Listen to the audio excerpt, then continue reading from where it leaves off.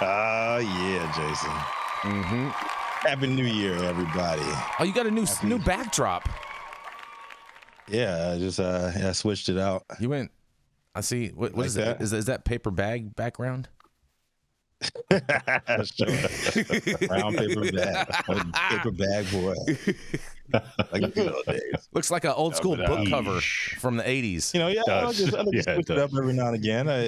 Usually every quarter, Every I quarter. switch up the background. Okay. So, all right. so now I guess you guys will be watching every 3 months. Mm-hmm. So I gotta make sure I keep 3 to 4 months. Make sure I keep shit fresh. Quarters But, are 3 months, bro. Quarters are 3 months. I said every 3 to 4 months. I said every quarter or so. I don't do it like on the dime. Quarter you know what I'm or saying? so. Mm-hmm. All right. Yeah. All right. Got a reminder. Well, I have a on his little bit calendar. of my voice left from this weekend. Let me go ahead and read this damn story, Jason.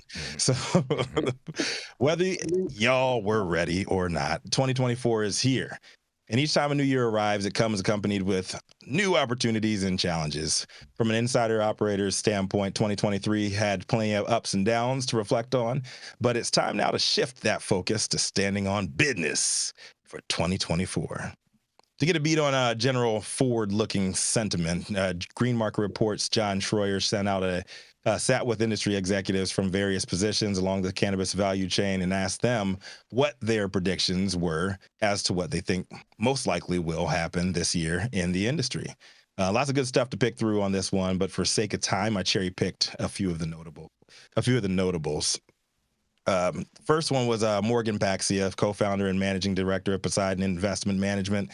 Came out the gate swinging, this brother did, boldly saying 2024 will be the most exciting ever in the cannabis industry, and that he foresees the federal government reclassifying cannabis, rescheduled as a Schedule III controlled substance on April 20th, 2024. Getting cute with the numbers once again. What do you think about that, Jason? He's an idiot.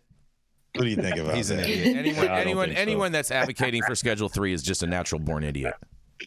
Right. He went on to predict that the move alone will boost operators by ushering in a, quote, new wave of liquidity and a surge in M&A activity, maybe MMA activity too. A surge. He also said a surge. He believes that hemp-derived, you heard it right here, Jason, hemp-derived Delta-9 THC products and other naturally occurring intoxicating hemp-derived cannabinoids will be forced into regulated channels, closing the Farm Bill loophole.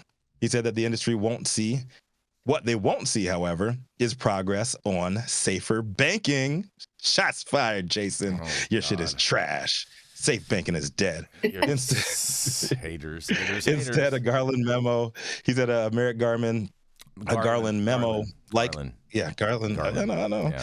Like protection. Oh, so you like to hold on. You like to protect the names of these fucking Republicans and actually say them right. But as soon as somebody who's not I'm not even gonna go there. Yeah. All right. So instead of a Garland memo, like protection will be introduced alongside Schedule 3 in response to Boise's Schiller-Flexner lawsuit against Attorney General Merrick Garland on behalf of several cannabis companies.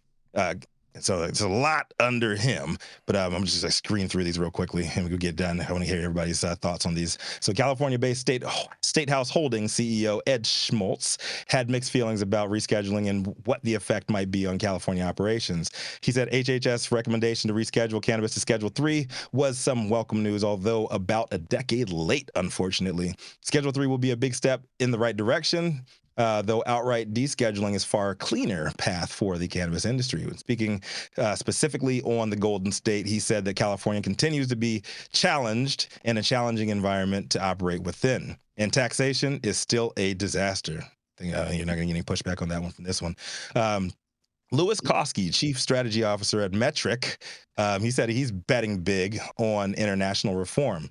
Said he believes Germany will become the largest market for adult cannabis with the passage of its decriminalization bill, and that he expects it to take material steps towards providing commercialized cannabis to adult cannabis consumers through nonprofit social clubs earlier in the year and regional model projects later in the year. When it comes to domestic policy, Koski said that 2024 will see more states legalizing and decriminalizing.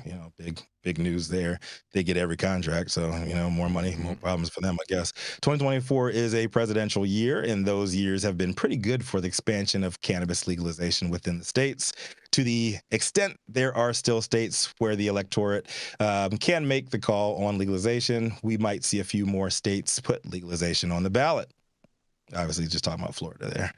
Air Wellness, speaking of Florida, Air Wellness President and CEO David Goubert says that 2024 will be the year MSO Empire Strikes Back.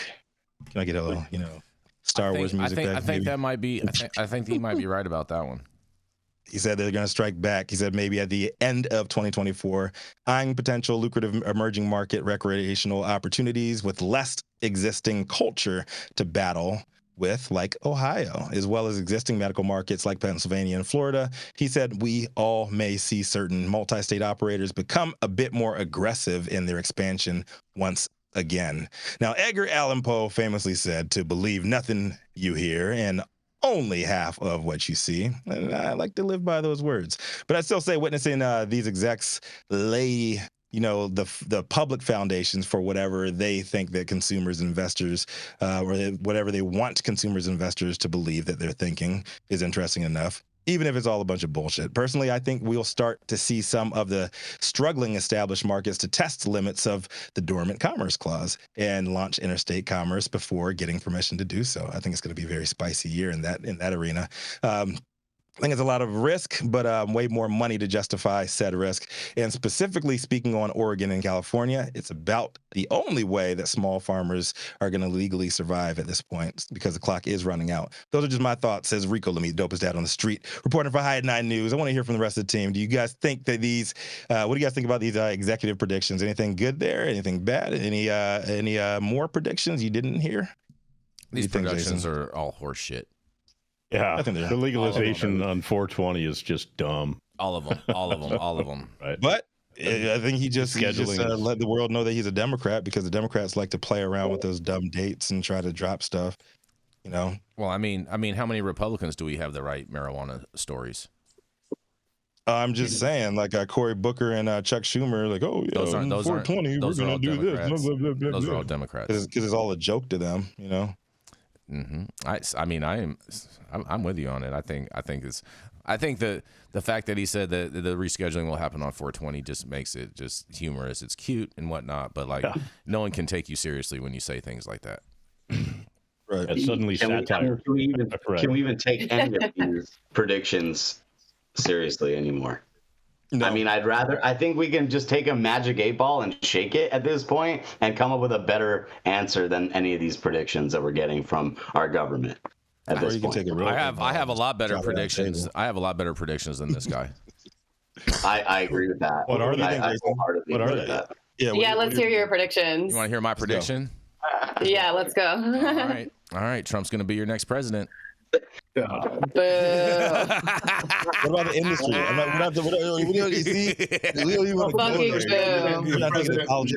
What about the industry? Yeah, the industry. He looks great in orange. Here's the reality for the industry. The industry is there. If it does go to Schedule 3, there will be an influx in dumb investors rallying around these cannabis stocks. Okay, but then about 3 to 6 months after that, everyone's going to be like, "Oh my God, why did we do this? This was so stupid. This was so stupid. We just lost all this money, and it's going to be even worse than it is now for the cannabis industry to gain funds." And the one question that I really want to know is why he's saying that the MSOs are going to be so bullish in 2024. I want to know where they're going to get all the money from in order to actually be bullish, because none of them got the money to be able to do it now. Yeah, they're heading out of states. I mean, they're probably going to save on. They're all retreating. They're all retreating. They're probably going to be cash positive again because they've retreated those markets. They're not going to be cash positive, bro. They still owe the IRS all kines of money and just all deferred payments. But Jason, you can, on paper, it'll look like they're profitable. It'll look like they're above water. It doesn't matter about their debt to the U.S. government. Also, compared to all of the other brands who are not doing very well in these various states, like all the small brands, all the mom and pops, like you obviously know what's happening to them. Everybody knows what's happening to them. So comparatively, I feel like the MSOs might look like that, but only relative. I think the MSOs are going to have way too much overhead on their hands for them to be able to actually like remain lean and mean and whatnot. And I think the mom and pop stores, because of the fact that they're smaller, quainter, and don't have as much overhead, that they will be able to navigate through this better. I hope. That's my. I want the mom. I'm a mom and pop kind of gal, so I feel Mary, I would love it if they stuck around. What are your predictions? What are your predictions for the predictions? Well, recently, like the one that comes off the top of my head is Farm Bill action. I'm really interested to see what happens there, and obviously, there's going to be a huge shift in some way with like the whole Delta 8, Delta 9, Delta 100. There's going to be all of the I think all of that is going to be kind of switched around, changed. It's going to be different than it currently is, and I don't know exactly how it's going to be different. It would make sense if these things were regulated, so that we're not having like the equivalent of bathtub gin, Delta 8 in vape pens. However, and edibles and smokable Delta 8 flower, etc. But I also am not sure, because our government can barely get it together, and we can barely get it together in terms of understanding how to regulate these substances. So we'll see. We'll see how it goes. I don't know. As long as I got the popcorn. Yeah. You're not a Delta 8. As long as we have a bifurcated system for that, it's going to be a shit show. I mean, it's totally ridiculous. On one side, you have to climb Everest just to be able to operate and sell legal cannabis flower. On the other end, you don't have to do shit. You can just go and broker converted Delta 8 liters or even Delta 9 liters converted from CBD. This is a true shit show. And, the worst part is we have some very highly intelligent people in this country with degrees, PhDs, doctors that are perpetuating this. And that's what's sickening. If we want to fix this shit, the people have to get their heads out of their ass, and they have to actually help to promulgate a new system where we can all benefit. Well, Mary's bringing the popcorn, and I will be sipping the tea for all of this in 2024. Liberty. Yes, liberty. And